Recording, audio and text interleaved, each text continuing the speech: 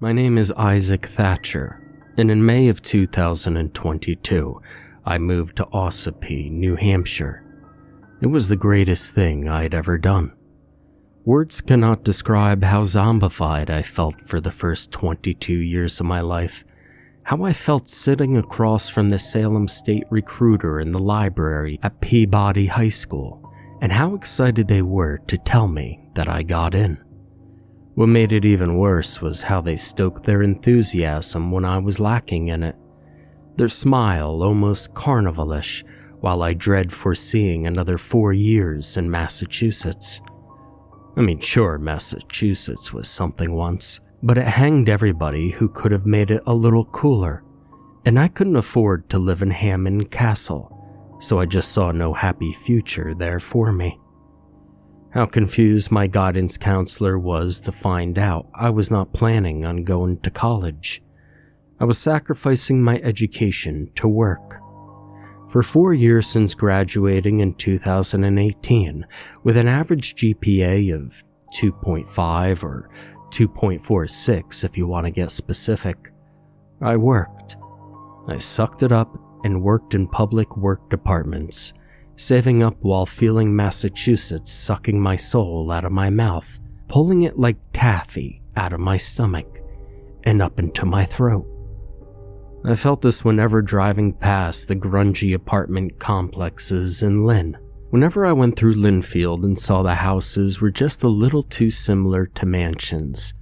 When I saw every structure in Lynn just waiting to turn gray. Being in Massachusetts reminded me too much of being in school. I hated homework. I learned nothing that was helping me in actual adulthood, and I was forced to waste my youth writing persuasive essays on things I didn't care about. I hated feeling dreadful on a Sunday night, so the idea that Salem State wanted to latch on to me and not just suck out my soul, but suck out thousands of dollars in tuition depressed me. And yes, I blame the public school system for making what was a unique state soulless. What other way to destroy a child's love for reading other than to force them to read something and then force them to write about it and analyze it? What other way to destroy a child's love for wonder other than to tell them what to wonder about? What other way to deface the state that has Salem, Plymouth, and Gloucester other than to replace Puritan and colonial architecture with brick buildings, grungy block buildings, and run-down neighborhoods where even plants don't want to grow? But we cannot blame those who design downtown Lynn and places like such, for they too graduated from Massachusetts public schools, and they too had their love for reading and love for wonder revoked, destroyed, and perverted. Why did I want to leave the most historic state in the United States? The state renowned for its foliage, pumpkins, and seaside towns. The state where Jaws was filmed. The state where the Revolution literally started. The state where the Pilgrims landed. Because it's just not that state anymore. I don't think my ancestors who came on the Mayflower would recognize it. Everything being replaced by tar and cement. No one was eager as me to work during COVID. I wanted and I needed savings, but things settled down and I managed to save up enough in 4 years to afford a place in Ossipee, New Hampshire. In New Hampshire, if you went up Route 16 and took a right onto Plains Road, past White Lake Pizza Shop, and continued on for a while, then took a left on Silver Pine Lane, you would find the house that I got. I was not concerned with aesthetics when I got it. It was a fixer-upper, with old yellow paint on the outside, a screened-in porch and large backyard with evergreen woods behind it. The realtor apologized for how cramped the interior was, but I found it cozy. It was charming to stand, not sit inside the living room, because it felt like I was being hugged there. There was a bedroom and a bathroom and an office upstairs, and upstairs there were burgundy walls in the hall, but the office and bedroom were French vanilla yellow, very soothing early human colors that remind the mind of Egypt and Rome. Over time, I collected gifts from not just my neighbors on Silver Pine Lane, but also gifts from people I did jobs for, and gifts from people I met down at the China Diner a little further up on Route 16. My neighbor, a man in his late 50s named G.W., attended the China Diner regularly. He was the first I clung to on those days that I first started sitting at the bar with the China Diner gang. His yard was cluttered with car parts, rusting beams, neglected cars, and cars being worked on. He had a German Shepherd which sometimes rode with him in the sidecar of his motorcycle. G.W. was a soft-spoken but burly man with electric silver hair and a stiff beard that poked out from his chin. I actually helped him pick up a new sidecar that summer when I moved in. Another frequent flyer of the China Diner was Jo, the nurse, who looked like Joanne Jett from another universe. If the China Diner gang was a jury, then she was the judge. She invited me over for dinner in her house in Tamworth when I moved in. Then there was John and Chickie, a couple that had been married for over 50 years. John was a golfer and Chickie was a gardener. Chickie does the flowers in their association, G.W. explained to me in his gentle giant voice one day after John and Chickie walked out of the China Diner. Chickie? Joe jumped in. Well, Chickie's my best friend. I really had to keep my head on a swivel in the China Diner. I could go through all of the characters I frequently saw there, but that would be like going through a family tree. I was the youngest member of the China Diner gang, with everybody else, even the owner, Susan, being over 50. I would get the house fried rice to go, and would have to fight Joe, who always tried to pay for me. There was one day where Joe was in the restroom while I paid, and the gang was laughing as I scooped up the brown paper bag and crept out like a burglar sneaking out of a house. I helped G.W. find his dog when it got out every time, him and I picking ticks off of our legs in his cluttered garage after finally getting his dog back. Chickie got me an apprenticeship with her friends, the Sharp brothers. They said I could work with them under one condition, that I wore a white t-shirt, which wasn't a problem with me at all. What also wasn't a problem with me was how many breaks we took, and we only took that many breaks because of how efficient we were. We had some laughs along the way. What we did was clear out spaces, add additions to houses, built garages as big as landowners wanted, and we did it. And by 2023, I was able to hold 24 nails in my mouth and do most tasks on my own. So yes, moving to New Hampshire in May of 2022 was the best thing I had ever done. But there was one person I neglected to mention, and that was my neighbor Penelope Moccasin. She lived across from G.W. in a banana yellow house and had a screened-in porch, except her screened-in porch was cluttered with little paintings. Sometimes I used to take walks just to have an excuse to look at them little Cape Cod scenes. Sunflowers, black cats in moonlight, sailboats, all encapsulated in canvases that were probably no bigger than 12 by 12 inches. I remember thinking an old woman living in that house when I first moved in, but I remember sitting in my living room reading when I saw a 20-something-year-old woman exit the screened-in porch. It was on a day where the flies were agitated. It was the way her tight black shirt fitted on her, agreeing to hold her wide hips as snug as her jeans held them.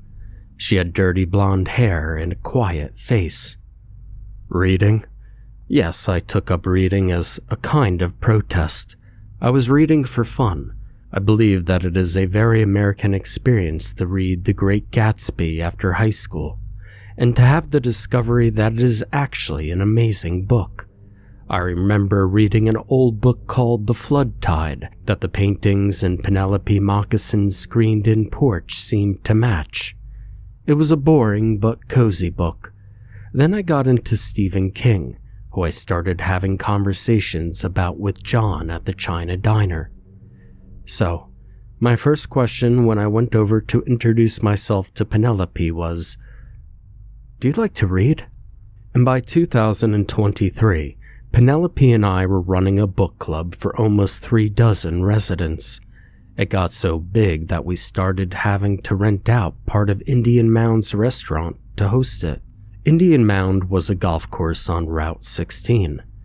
John had told me about it when Penelope and I were trying to find a place to host our book club that was better than our backyards. Penelope was a cleaning lady for most of the older residents on Silver Pine Lane and the neighboring streets, and a lot of her clients were lonely and in need of hobbies, so it was serendipitous that we started a book club. At times, I was reminded of the scholastic book fairs in school, and the not-so-nimble elders reminding me of how me and my schoolmates were back then, just a few years from being infantile. In a way, Penelope and I were kind of like teachers, and all those old people were like our students, taking them on field trips to Indian Mound, reading with them, and caring about them. An old lady took my wrist one day while we were wrapping it up in Indian Mound. "Excuse me, young man, are you the boy from Massachusetts?" I looked down at her false teeth, white hair, feeble face. Had she retired anywhere other than New Hampshire, I'm sure she would have died, for the pine was keeping her alive, but she had that nearly lost look in her eyes. "Yes, ma'am, I am." "Oh, you know that's where I'm from." "It is." I sat down at the table with her while other book club members were walking out with their walkers and canes, Penelope helping some of them out. There was an awkward pause that probably didn't seem all that awkward to her, as she looked at me as though I could have been her great-grandson. Was she nodding, or was her head just bobbing the way sometimes their heads did? "Do you like it here, Bobby?" I was about to snicker at calling me a name that wasn't mine, but I didn't. I just smiled and nodded. "Yeah, I love it here." You know what you make me think of?" "What's that?" "Well, this song I used to know, what's the name?" I waited while she tapped a bony, disjointed finger to her sinking jowls. "Well, it was a slow song sung by a black woman. My daddy used to get so mad at me for having my records up that loud. They had such good voices back then. Whatever happened?" "Well, I don't know, ma'am." "What kind of music do you listen to, Bobby? Do you like that Eminem hip-hop?" "No, ma'am." Oh, I know the song." She put her hand on my shoulder, fragile and ugly as a giant moth. "You remind me of the song called Tar and Cement by this young black woman named Verdell Smith. You remind me of that song. You see, it's about a girl who leaves to live in the big city, and she's just inundated with all the tar and cement of the city. And so she goes home only to find out that her home had also been coated in tar and cement." It was almost otherworldly when an old person has a jolt of sudden nostalgia. How their memories increased for just a moment, only for them to drift back into infantile existence, helpless in their bodies. It made me blink, batting the idea of aging out of my eyes. "Tar and cement?" I asked. "Well, yes. Listen to that song when you get home, Bobby. Can you find it on the radio thing that you have there on your phone?" I nodded. "Well, yes, ma'am. It's probably on YouTube." Oh, I've been meaning to know. What is YouTube?" Well, that woman probably relived the 50s when she got home that day. And when all was said and done, and I was back in my living room at Silver Pine Lane, I found Tar and Cement by Verdell Smith on YouTube, and I listened. It was haunting as a bird song, slow and melodic, melancholic, just barely countryish. I looked across the street at Penelope's house and thought how lucky I was to see her yellow house instead of a rundown house in Lynn. I felt thankful to see her humble little paintings instead of a mural slapped on a building whose architecture was incredibly soulless. I was thankful for every towering pine tree, for how dark it got at night, and how quiet it was at night. Someone with a pine cone heart does not belong in a world of tar and cement. Someone with a pine cone heart cannot thrive where orange traffic cones replace orange flowers. What Chicky planted. What a soothing smell outside, grass literally breathing, and you literally breathing with grass while stacking firewood. I mean, what respect is there for the pea-brained rats in the Stop and Shop parking lots of Massachusetts? What respect is there for the wandering black bears of New Hampshire? In New Hampshire, the earth is yours too, but in Massachusetts there is no earth left to see. It was inevitable, but Penelope and I kissed one day in December of 2023, after Ossipee received heavy snowfall. I'd gone over with my shovel without even offering or asking, and started shoveling out a path for her from the door to her car because I knew she had to clean houses. She must have been sleeping while I started, and my shovel scraping must have woken her up. When you see someone fresh out of sleep, you kind of get to see a more natural version of them. You get to be like one of the birds that wakes a person up with their tweeting. I felt my cheeks burning a little from the cold when she opened up the door of her screened-in porch, wearing a blue robe with her hair tied back in a ponytail, the tiniest brown beauty mark by her eye. "Isaac?" she said, not awake enough to sound surprised. "Ah, good morning," I said and went back to shoveling. "You didn't have to do this." I stopped shoveling. "Well, I just figured I'd clear a path for you out here so that you don't have to." "That's so nice. Do you want some coffee or some hot chocolate?" That sounded good. It was cold. Geez, I can't pick. "Come on in and decide. It's too cold. At least wait for the sun." "You don't mind?" She scoffed and rolled her eyes, and again I was stuck with the thought that she and I were like teachers, taking a moment to be human again between classes. It was my first time entering her house for something other than our book club.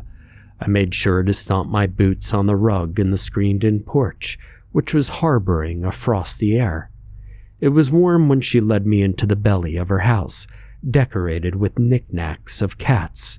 Her living room was dedicated to paintings she hadn't painted, as though the larger professional paintings were the true owners of the yellow house, and the little paintings in the screened-in porch were just the servants. It even made me feel like a servant, and I was lucky to be let into the belly of the house, lucky to see how she navigated her kitchen, preparing a cup of coffee with her Keurig. "Milk?" "No, thank you." "Sugar?" I kinda laughed, expecting some cowboy joke.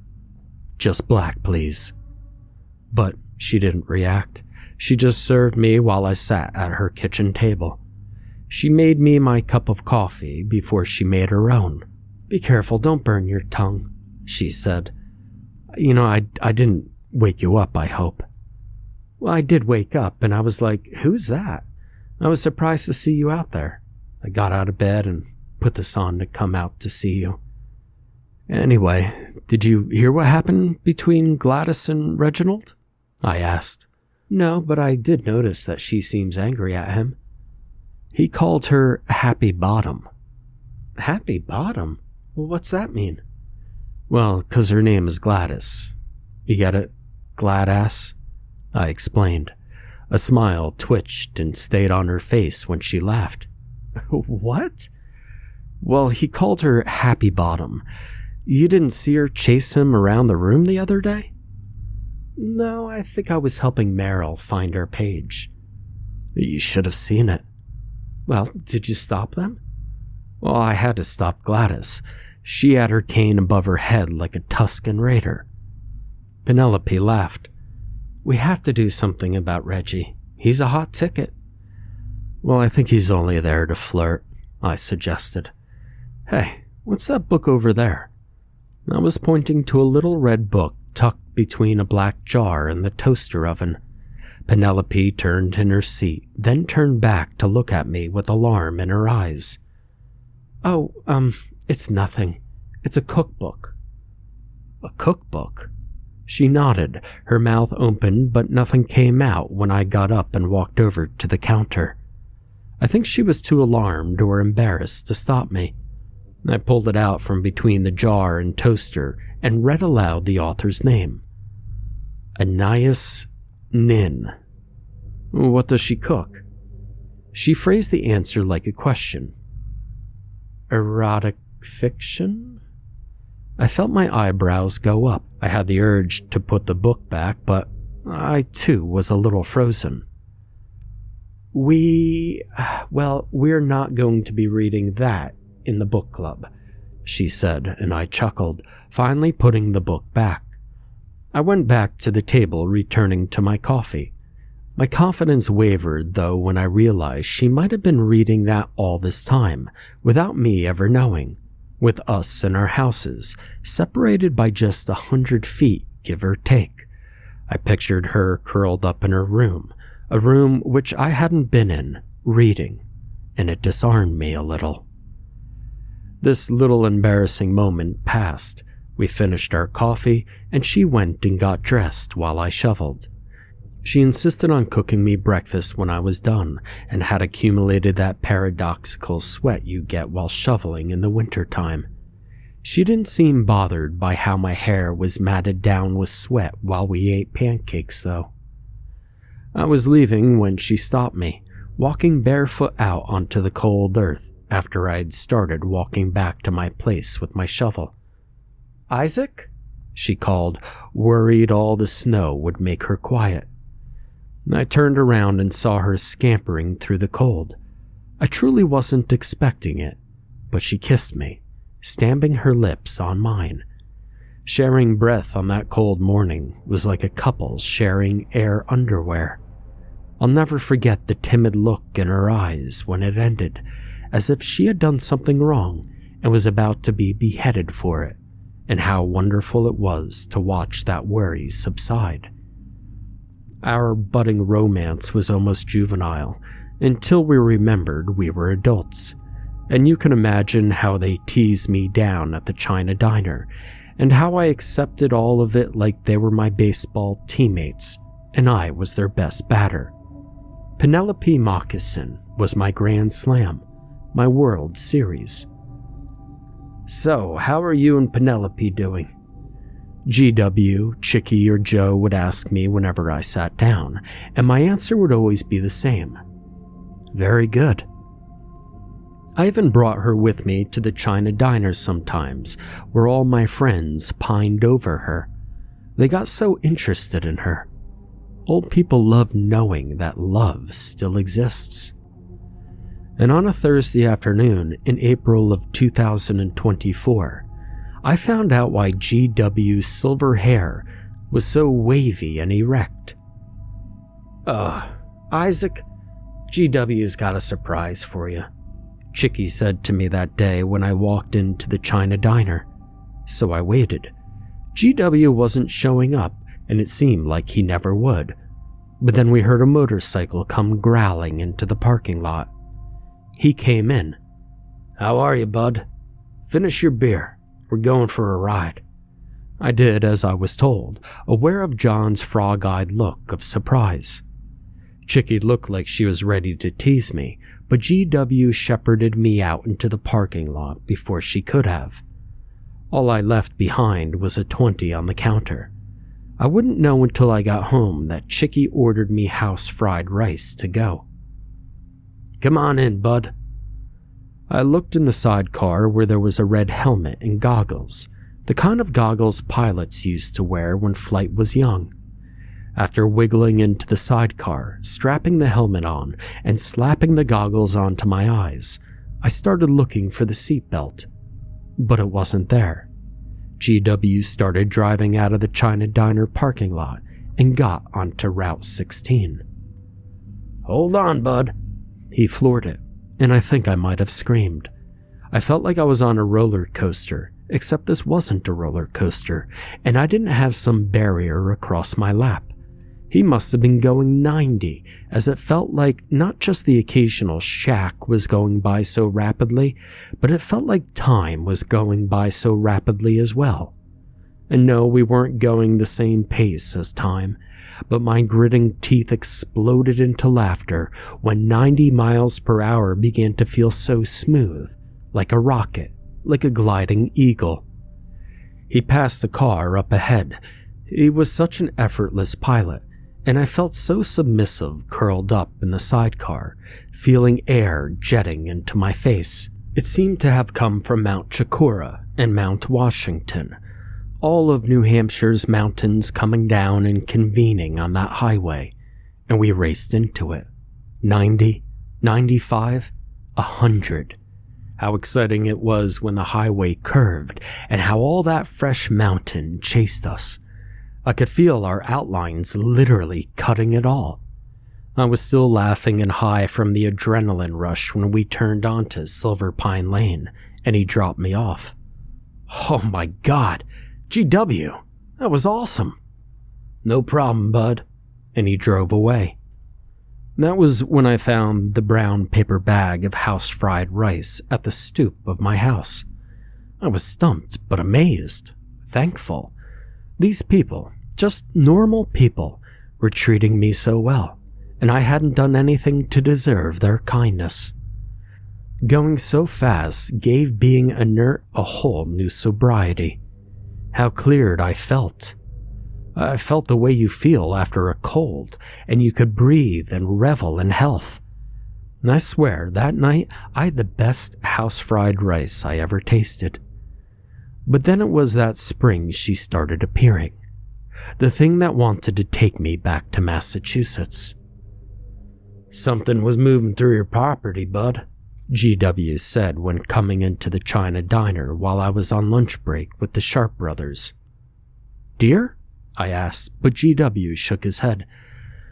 "This weren't no buck, bud." "Well, what was it then?" "This was a person, bud. It was a woman, I gander." "A woman?" I repeated. "Was it Penelope?" "Nah, I saw her car on Plains Road on the way here, cleaning that house with the chickens," GW explained, gesticulating with his finger. A Sharp brother butted in. "You're going to have to be a little bit more specific, GW. Lots of people got chickens up here." "Well, anyway, that's not the point. I just know it weren't Penelope," GW said. "What was this woman doing?" I asked. "Well, she was walking into your backyard. I only saw the back of her head," he said. "This was a blonde-haired woman." "Penelope's a dirty blonde, isn't she?" a Sharp brother asked me, but I was a little too dumbfounded to confirm that. "This weren't Penelope," GW said, pointing at his own waved-back silver hair. "Well, this woman had real Scandinavian blonde hair. Very bright." "What the hell do you think she was doing?" I asked, to which a Sharp brother suggested, "Maybe we'll have to call Joe. Someone could be up wandering up and about on drugs." I felt my mouth seesaw in a frown. A little New Hampshire hospitality had rubbed off on me, and the idea of someone wandering out of their house on drugs broke my heart. "Could be," GW agreed. "Well, thanks for telling me, GW," I said.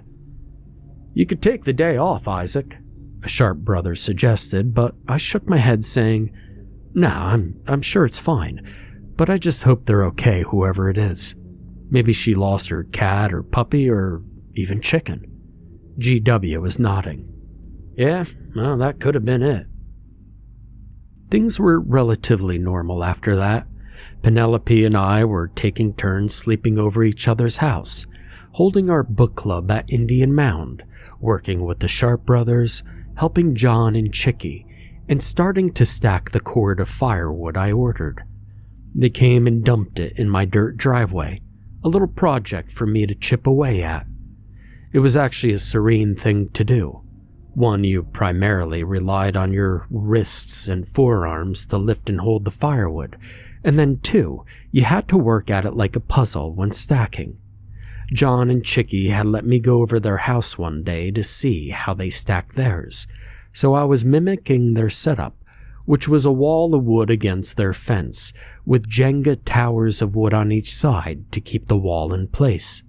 It was a hot day in May when Penelope made me key lime pie, beckoning me over after I spent the day working with the Sharp brothers and stacking wood. I was all sweaty when I entered her house. "Ooh, big sweaty man," she teased me while guiding me into the kitchen. The tin of key lime pie was on the table. That lime smell and freshly dispensed whipped cream was such a cool, inviting scent. I had 2 slices, Penelope leaning over the table to squirt more whipped cream on my second slice. I reminded myself of GW in a quiet, gentle giant kind of way. Long story short, I ended up spending the night over there. We showered and we went to bed, but I woke up sometime in the middle of the night and looked out the window. I sat up in bed, even though it was pitch black outside, and pitch black exists in New Hampshire. I sensed something was creeping around over at my house. "It weren't Penelope," I remember GW saying. Cautious about accidentally waking Penelope up, I slipped out of bed as quietly as I could, and I made my way downstairs. I snuck into the screened-in porch and flicked on the porch light.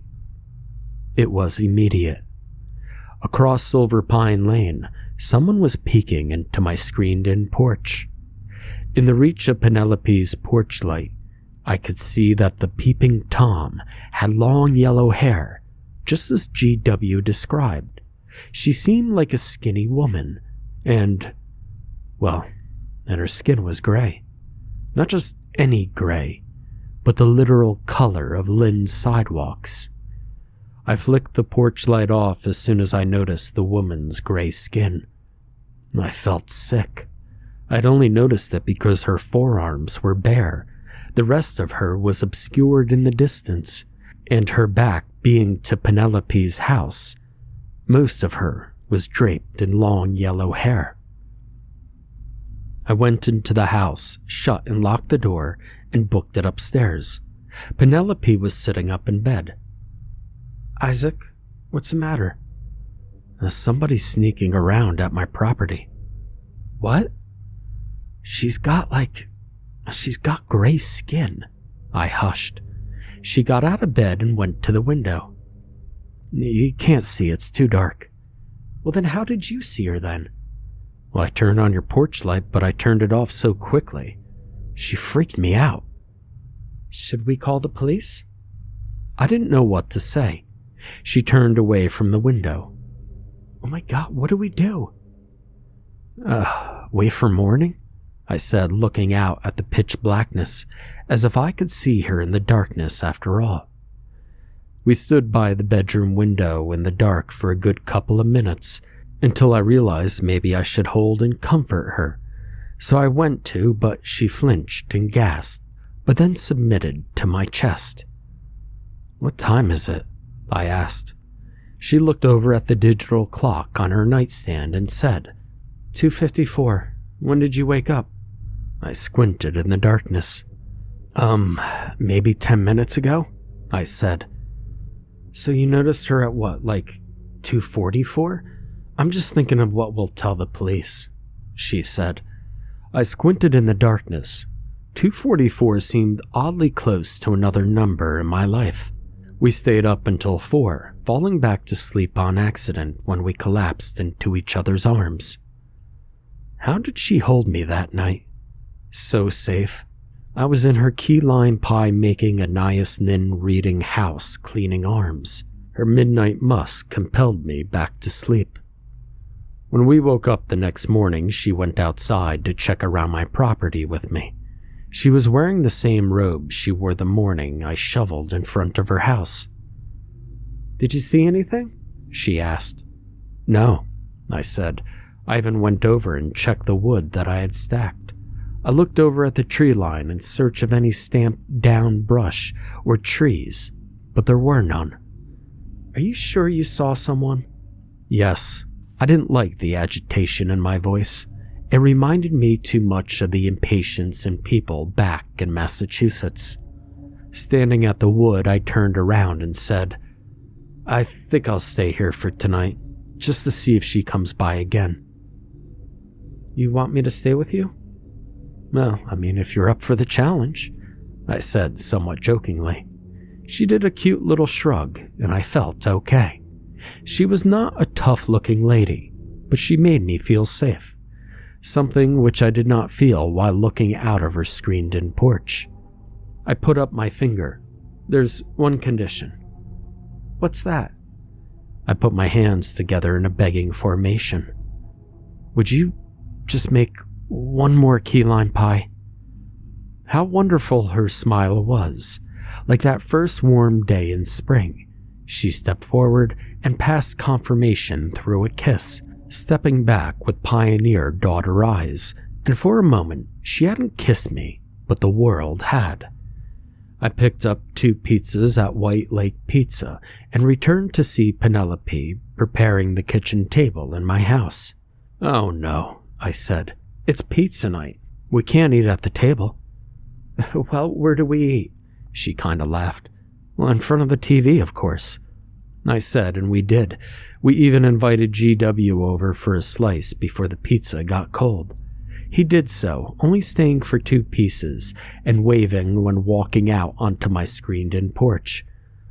"Right, thank you very much," he said. I missed that gruff but gentle voice. Penelope did sit at the kitchen table when we ate her key lime pie. We sat across from each other while mosquitoes and flies beat on and off the screen of the kitchen windows, and while the woods were organizing itself with the sounds for sunset. We argued about pop culture things, which season of what show was best, which season shot the show in the foot, how cute her face went alert with fake offense that was all just for show. And she ate so much pie that when we walked upstairs for bed, she held her belly and groaned. "Oh, I'm so full, I'm pregnant." And I laughed as I followed her up, playing along. I helped her into bed as if she actually was pregnant. "That's very sweet of you, Isaac, but I still have to get ready for bed," she said when I put the covers over her. But I ignored her, knelt down by the bed, and started speaking to her belly as if it were actually a baby in there, and it made her laugh. "You're literally just talking to key lime sludge. So, we'll have a key lime baby, and we'll love him all the more." Then I attacked her face with kisses. John called and I could hear Chicky mad at him in the background because apparently he was supposed to ask me earlier. He was asking if I wanted to join his golf league, to which I explained I'd never golfed in my life, to which he said he'd give me free lessons. Then I heard Chicky in the background go, "Oh, you better not forget to do that." "I won't," John moped, then did a laugh oddly reminiscent of one of the Three Stooges laughing.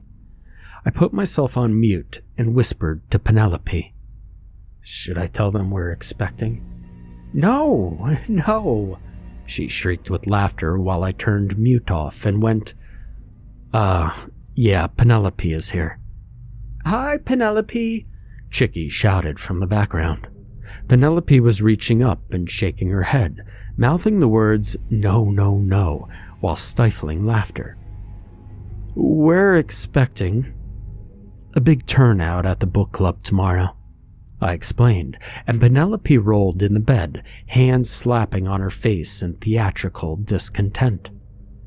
And that's just how the night went, key lime filling melting into our souls. But it was not indigestion which woke me up at 2:46 in the morning. Something was yelping outside. Howling, perhaps. I hurried out of bed, grabbed my phone, rushed to a window, and turned my phone's flashlight, pointing it outside. It had such a wide white spread, illuminating my backyard in a way moonlight never could. And she was standing there. That thing that wanted to take me back to Massachusetts, looking up into my bedroom window and snarling. She was rakish, naked, but her only feminine discerning feature was her long yellow hair. I felt my lungs beginning to submit to some hungry air, my mouth open in astonishment. She had many potholes on her abdomen, craters in the moon, potholes from a Massachusetts road. Stretching from the corners of her mouth weren't scars, but cracks, like cracks in pavement. She snarled up at me, right into my phone's flashlight, and I knew right then that she wanted my soul, for it had been too happy for too long. She knew I had too much fresh air, too much time in nature, and she wanted my soul. What was scary was that she didn't have to point up at me for me to know this. All she had to do was look at me, and I knew. Her scream, the bell. Recess was over. She started towards the house. I turned my phone's flashlight off, turned on the bedroom light, and shook Penelope awake. "Penelope! Penelope! Wake up, she's here!" "Isaac?" "She's heading towards..." How violent was that knocking? She whistled. It was like a banshee. Then I heard the door being banged on again and again. I rushed to the bedroom door, shut and locked it. "Oh my God, Isaac, what do we do?" "Call GW." I pointed at her. She grabbed her phone, fingers giddy with anxiety, almost dropping it. I gulped, throwing my back against the door and pressing it there. "She's coming for me," I said through clenched teeth. "She's coming for me. I know she's coming for me." "What do you mean?" Penelope asked while holding her phone to her ear, but I didn't answer because I was listening to the thing that wanted to take me back to Massachusetts coming up the stairs. How offended and unimpressed it must have been with my cozy first floor. We heard it enter the hallway, dragging a foot along the floor. GW wasn't answering. Penelope dialed another number, which I assumed was the police. But then the door rattled against my back, and again I felt my breath being summoned to some greater container than my body. I felt my eyes go wide, my mouth open. The thing that wanted to take me back to Massachusetts was in too close proximity, and now it had a chance to begin vacuuming my soul through the door. Indeed, I heard her sucking, the sound of her inhaling, and I heard myself wheezing. "Isaac!" Penelope screamed, my vision blurred, the room going slant, Penelope throwing herself out of bed and me fainting. When I came to, GW and Joe were looming over me. "He's awake," Joe cheered. "D'ya have a bad dream, bud?" GW asked, but Penelope answered for me. No, this wasn't a nightmare." I sat up feeling light-hearted, like I had gotten a substantial amount of blood drawn. "Penelope, get a glass of water," Joe said, and Penelope left the bedroom. I looked and saw that the digital clock in my room read 5. Some birds were beginning to twitter outside, but it was still dark out, and the thing that wanted to take me back to Massachusetts was gone for now. "How you feeling, champ?" Joe asked. I batted my eyes, stifling a yawn. "I'm tired." "Tired?" she repeated. "Very tired." And just what in the Sam hell happened? GW queried. Penelope returned with water, answering for me. A woman broke and entered. She came upstairs, started banging on the door, and he fainted, and she just left. Like she was satisfied, like she got what she came for. My soul, I muttered. What? Asked Joe. She came for a piece of my soul. It's in Massachusetts. Drink some water, Isaac. You're not yourself right now, Joe said, and Penelope handing me the glass. But I didn't sip yet, as if it would just put out the fires of my revelation. She comes at 2:46 in the morning. My high school GPA was 246. She has gray skin, like cement, with little potholes on her body. Her hair is the hair of the color of a teacher I had in high school. It's Massachusetts incarnate, come to take me back. GW looked at Joe and Penelope, but they were staring down at me. Well, now that's a story if I ever heard one, he griped, but Joe and Penelope were lost in separate trances of concern. Joe for my physical health, and Penelope for my soul. I drank the water and spoke again. Now, I know you think that's all crazy, but who else could it be? Joe sounded annoyed. Why, Isaac, it's just some poor soul on drugs. We get that once in a while here. Can't you see, Joe? I'm the poor soul. I'm not from here like you three. They all looked down at me. Well, I'm not letting her take you, Penelope promised. Penelope, can I speak with you out in the hall for a spell? Joe asked, and Penelope obeyed. They left me with GW in the bedroom. What was agreed upon was that Joe would have me take a bed in her farmhouse in Tamworth. Penelope and GW insisted on staying over too, knowing Joe had the rooms. GW even insisted on bringing his revolver. Joe's farmhouse looked out on the sprawling hills outside of Tamworth town center. Goats and cows congregated on those hills in the daylight, but left for their stables when indigo darkness enveloped every rolling dune of grass. Joe's house was tall, white, and spacious. Her porch had latticework and columns, and was not screened in. Her first floor was designed for hosting parties, and her second floor was designed for holding those who partied too much to drive themselves home. Luckily, I got the second biggest bedroom, which naturally, matching Joe's profession, was gillied up with monitors and IV bags. But she didn't hook me up to anything. The monitors and alien-looking tools were there, offering an atmosphere similar to that of being inside a spaceship without power. She made a habit of taking my vitals throughout the day, giving me vitamins, listening to my heart, and feeling my forehead.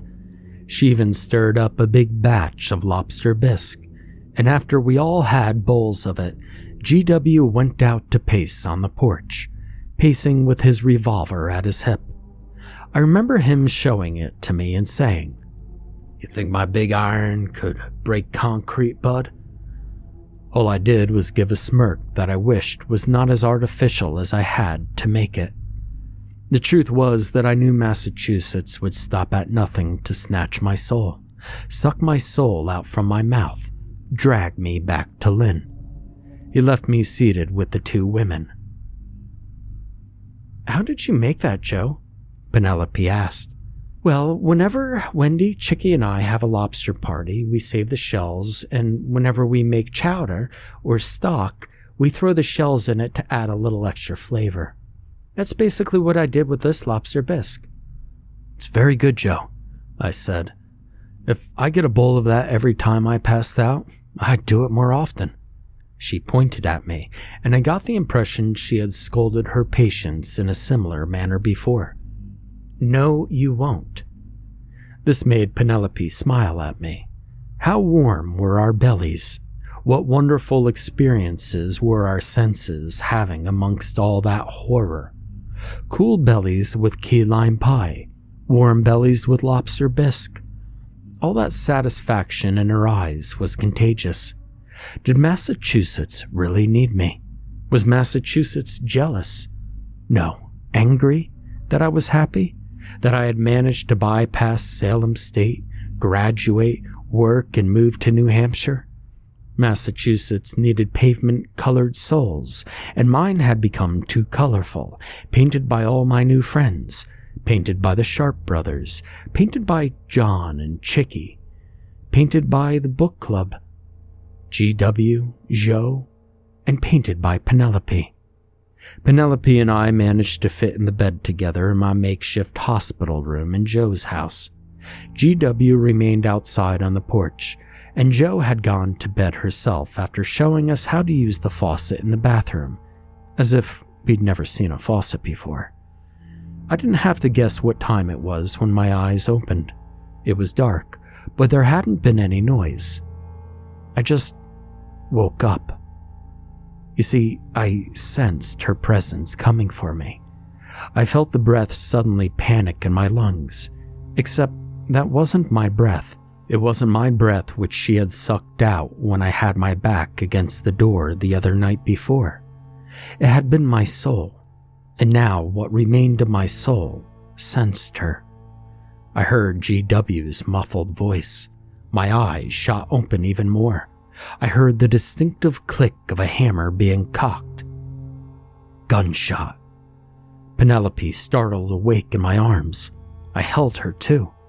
We could hear the door downstairs burst open, and there came that whistling scream, gurgling like a school bell. "Isaac, we need to get out," Penelope urged me. We got out of bed, but she was already coming up the stairs, and it sounded like a struggle for her, being made of concrete and being riddled with potholes anyway. It must have been like she had arthritis all over her body. I went to shut the door, but then I heard Joe shuffle out into the hallway in raggedy flannel pajamas. At the top of the stairs where the hallway began stood the thing that wanted to take me back to Massachusetts, and Joe stood right in front of it. Thankfully, it was dark enough for most of the thing to be obscured. She pointed at the thing. "Now you listen to me." Then she pointed at the doorway, unaware Penelope and I were in it.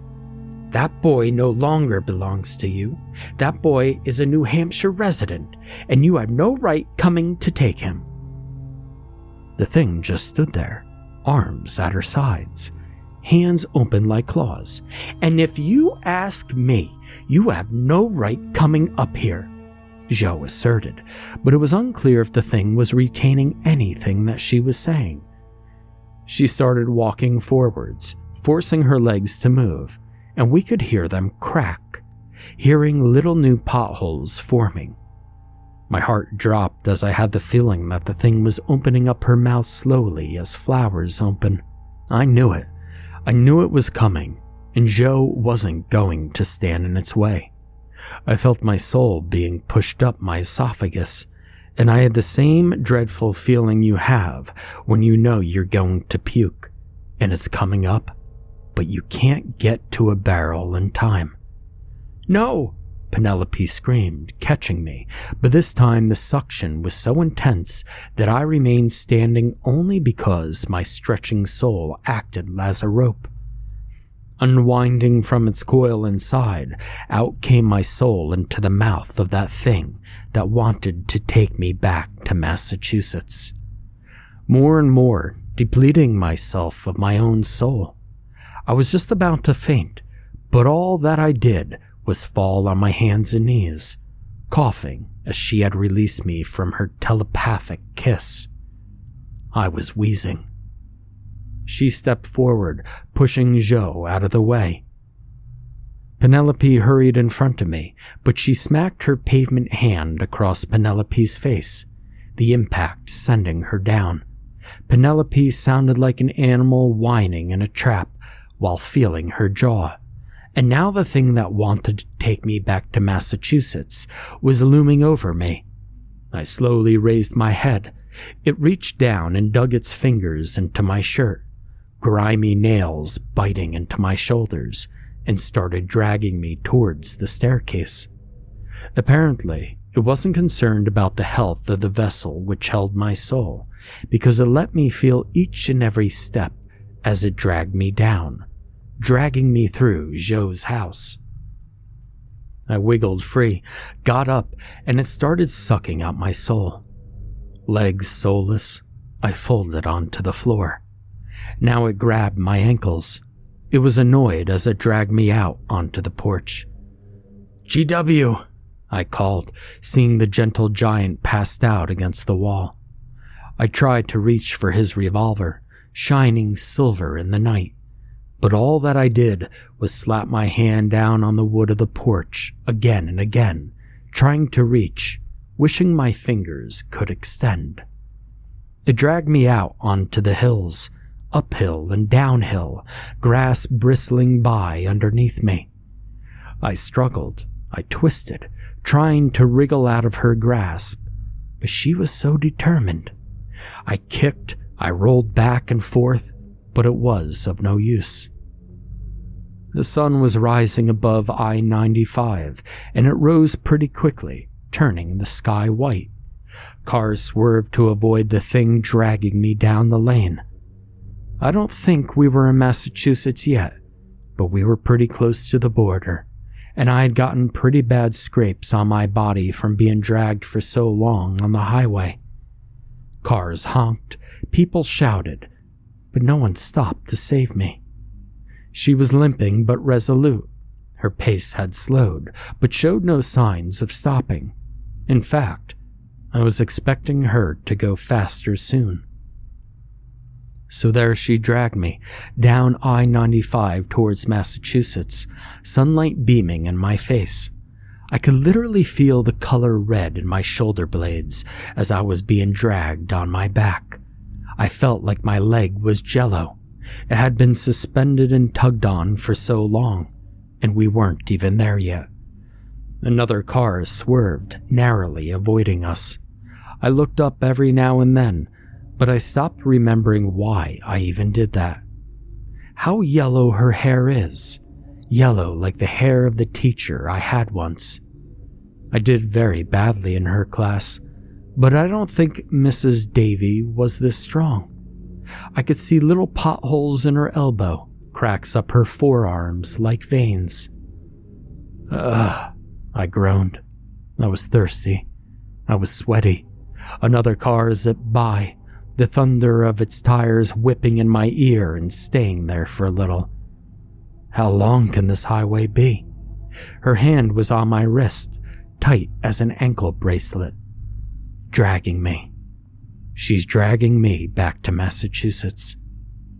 How could I have gone so fast once, and so slow now? I remember GW taking me out in his sidecar, how fast we went, how I laughed that day as I was jostled in the sidecar. She is slow, irritatingly slow, but I hope we never reach the border. How can I bear to be 1 inch further from Ossipee, New Hampshire, and 1 inch closer to Massachusetts? But oh, she hasn't let up yet, and I don't think she will. Why hasn't anyone helped me yet? I look and notice the Massachusetts license plates racing away, going where we're going, and I realize they're going back to Massachusetts too. They're not going to stop. They're just annoyed that she isn't dragging me down the breakdown lane.